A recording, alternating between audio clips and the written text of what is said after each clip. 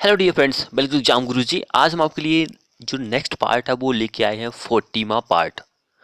तो इसके बाद आपको इसका मैराथन जो है वो मिल जाएगा। जो जिन्होंने पार्ट वाइज नहीं देखी है वो एक ही वीडियो में देख सकते हैं, 10 पार्ट जो हैं।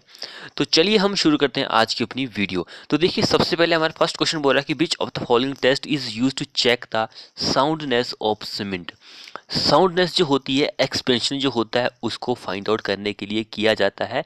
ये दो तरीके से किया जाता है। एक तो हमारे पास होता है ली चैटलियर अपरेटस, दूसरा होता है ऑटोक्लेव। इन दोनों में से दो ही दिया गया है, ऑटोक्लेव टेस्ट दिया गया है। ऑप्शन बी हमारा इस क्वेश्चन में आंसर हो जाएगा। ये क्वेश्चन जो है बहुत ही कंफ्यूजिंग है।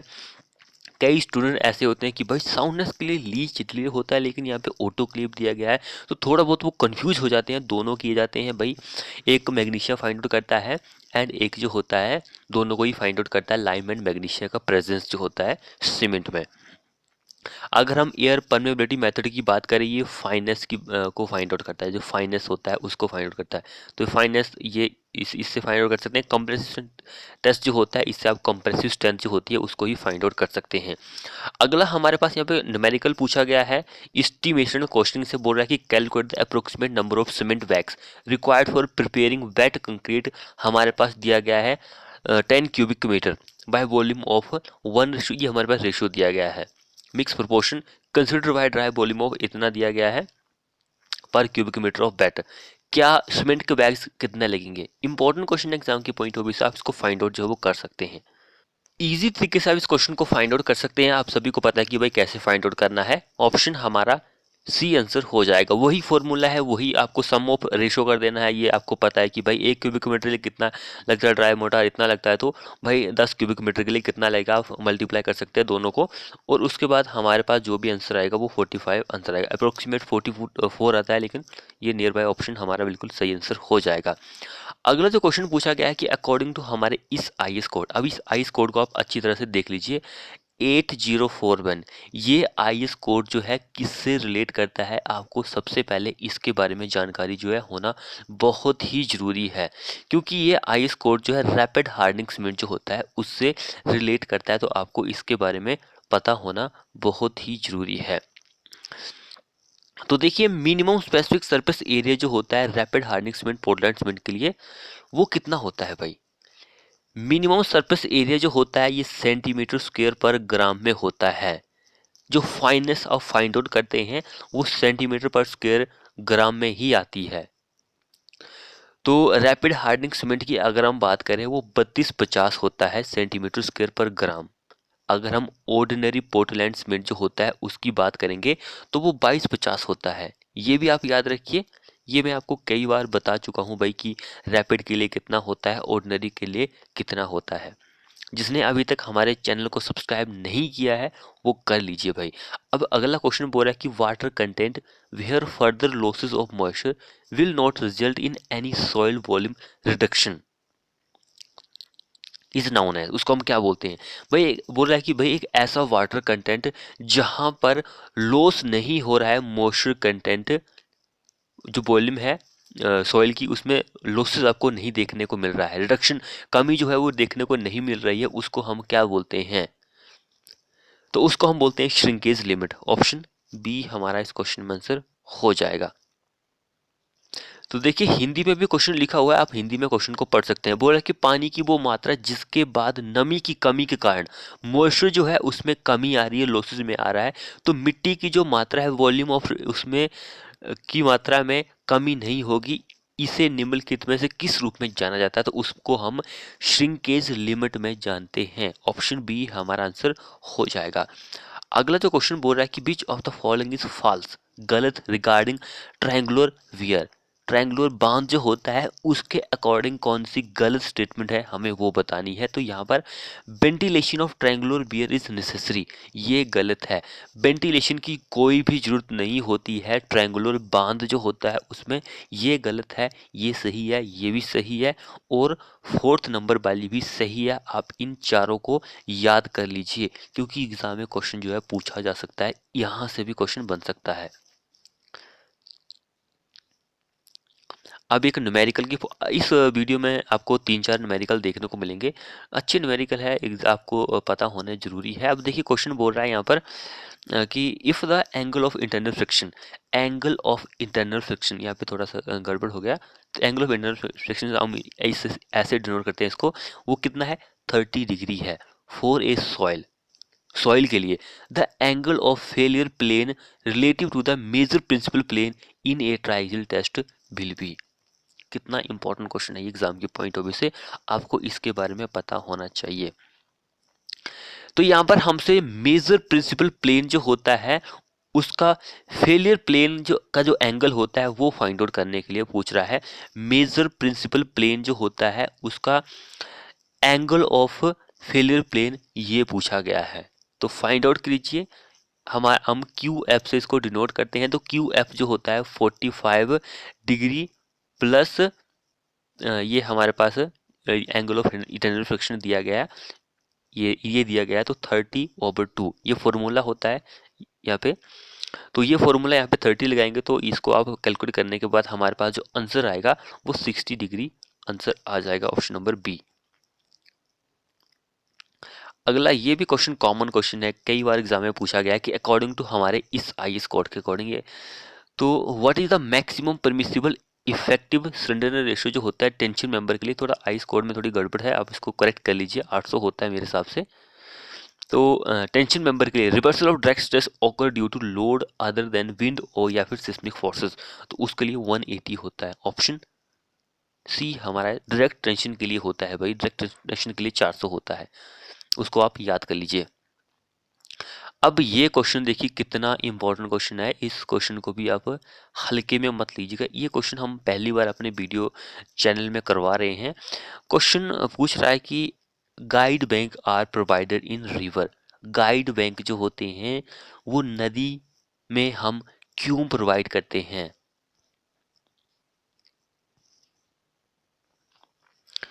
क्यों प्रोवाइड कर किए जाते हैं।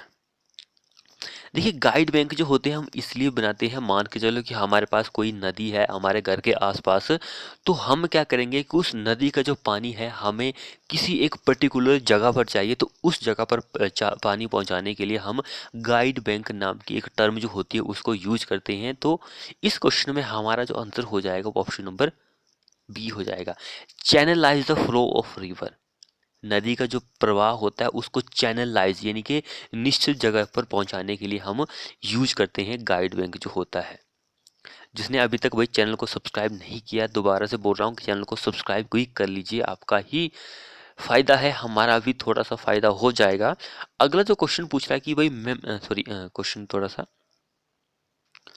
क्वेश्चन बोल रहा था design value of limiting span जो होता है टू इफेक्टिव स्पैन रेशियो जो होता है deflection control of a beam is independent of. So design value जो होती है limiting span to effective depth ratio जो होता है डिफ्लेक्शन कंट्रोल के लिए बीम के लिए वो इंडिपेंडेंट होता है क्रीप एंड श्रिंकेज के लिए। ऑप्शन डी बिल्कुल करेक्ट आंसर बन जाएगा। वीडियो को अपने दोस्तों के साथ शेयर भी कर दीजिए। अगला जो क्वेश्चन है कॉमन क्वेश्चन है, सिंपल है, कई बार डिस्कस कर चुके हैं, सभी को पता है कि वह लाइमस्टोन जो होती है वो एक सेडिमेंट्री रॉक होती है एंड सैंडस्टोन भी एक सेडिमेंट्री रॉक्स ही होती है। अगला जो क्वेश्चन है वो बोल रहा है कि membrane curing is done by.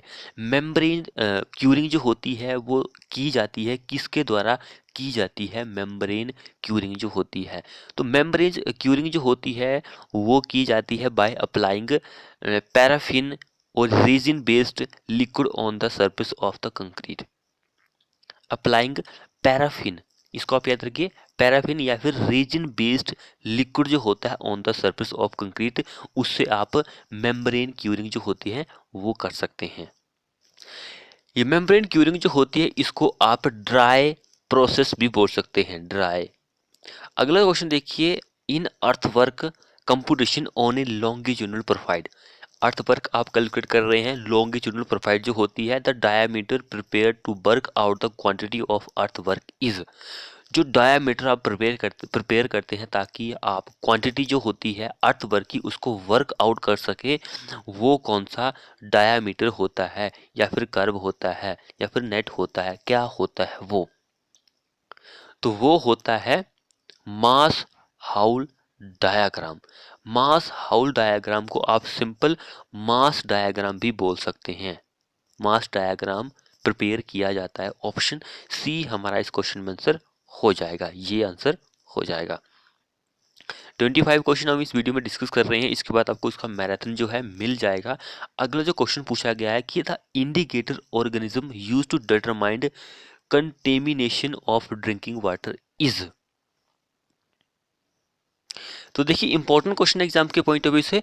तो आपको पता है कि हमारे पास जो पानी होता है, वो पीने वाला जो पानी होता है, उसकी क्वालिटी को फाइंड आउट करने के लिए आपको जो है पानी के नमूने जो होते हैं टाइम टू टाइम लिए जाते हैं।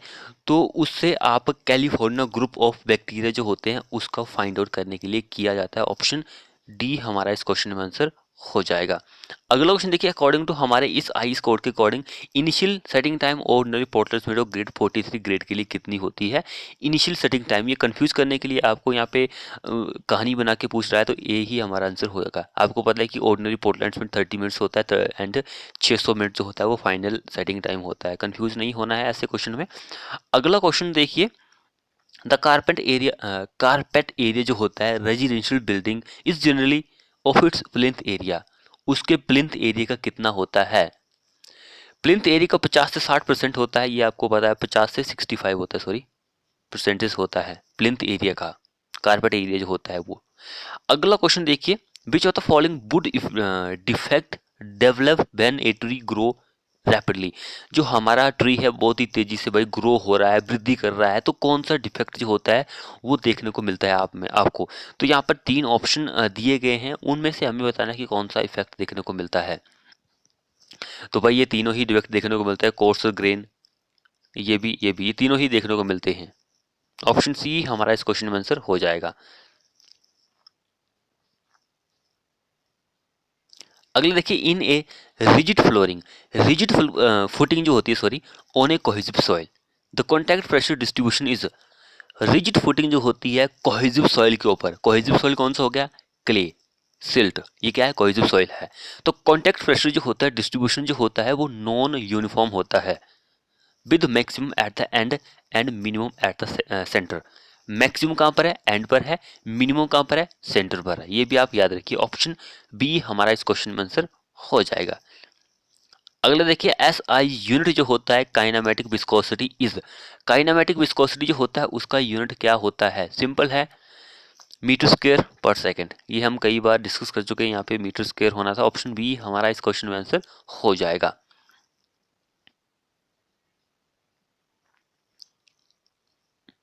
अगला क्वेश्चन देखिए, the divergent cone angle in a venturometer is generally kept lesser than the convergent cone angle too।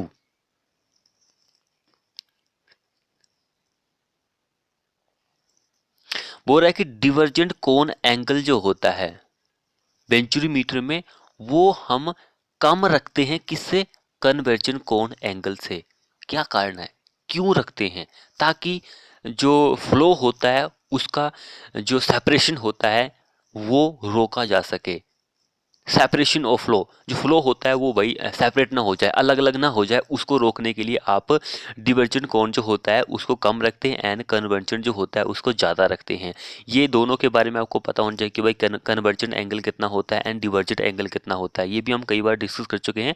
जिसको नहीं पता है वो हमारी HP क्रैश कोर्स की सीरीज देख सकता है, 2000 क्वेश्चन की। अगला क्वेश्चन है, which of the following roller are most effective for compaction of sand के लिए। कौन सा रोलर होता है जो कि मोस्ट इफेक्टिव होता है किसके लिए, सैंड के लिए। जिसने अभी तक हमारे चैनल को सब्सक्राइब नहीं किया है वो कर लीजिए, और साथ में बेल आइकन जो होता है उसे भी प्रेस कर लीजिए। तो वो होता है वाइब्रेटरी रोलर। वाइब्रेटरी रोलर जो होता है वही मोस्ट इफेक्टिव होता है। अब अगला क्वेश्चन देखिए यहाँ पर, सॉरी, क्वेश्चन बोल रहा है कि मिनिमम इसेंट्रिसिटी जो होती है to be consider for axially loaded RCC column size हमारे पास 400 इंटू 400 mm दिया गया है, अनसपोर्टेड लेंथ जो है 5 मीटर की दी गई है।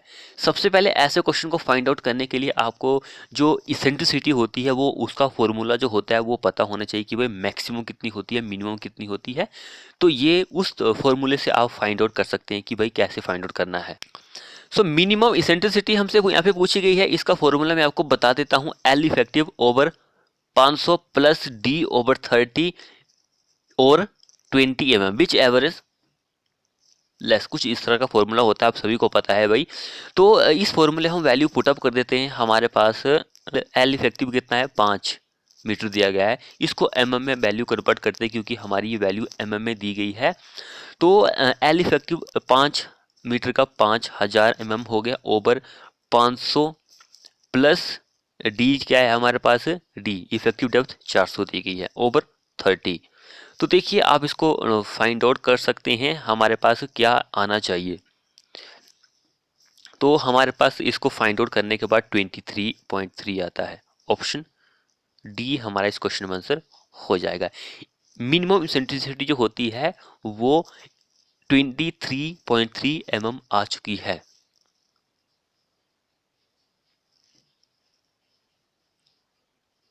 अगला क्वेश्चन देखिए, which of the following type of foundation is best suited for expensive type of soil. Expensive कौन सी होती है, ब्लैक कॉटन सोइल जो होती है वो क्या होती है भाई, क्या होती है, एक्सपेंसिव सॉइल होती है। तो उसके लिए किस तरह की फाउंडेशन जो होती है सूटेबल होती है, चैनल को सब्सक्राइब नहीं किया है तो कर लीजिए।